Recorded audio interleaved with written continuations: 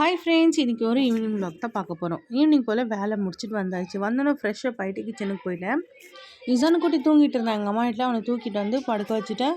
So அவன் ஏஞ்சி கொடுத்து அவனுக்கும் எனக்காகவும் சேர்த்து புட்டு செஞ்சுக்கலாம் அப்படின்னு சொல்லிட்டு செய்ய ஆரம்பிச்சிட்டேன். புட்டு பொடி வாங்கி வச்சுருந்தேன்னா அது இருந்துச்சு. அதுலேயே கொஞ்சம் உப்பு கொஞ்சமாக போட்டு தேவையான போட்டு மிக்ஸ் பண்ணி வச்சுட்டேன்.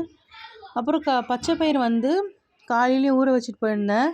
ஸோ பச்சை பயிர் சாப்பிட்ணுன்னு சொல்லிட்டு புட்டு கூட நல்லாயிருக்கும். ஸோ அதுவும் வேக வச்சு எடுத்துக்கினேன். இப்போ புட்டும் மாவு செட் ஆயிடுச்சு.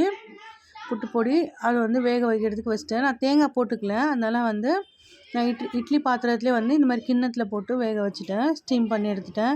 பாலை சூடு பண்ண வச்சுருந்தேன். ஸ்லோவாக வச்சும் பொங்கி போச்சு. சரி அதை தொடச்சி விட்டுட்டேன். கையோடு தொடச்சி விட்டுட்டு இதான குட்டிக்கு ஃபஸ்ட்டு பச்சை பயிர் குத்துலான்னு சொல்லிட்டு போட்டேன். அது புட்டும் ரெடி ஆகிடுச்சு.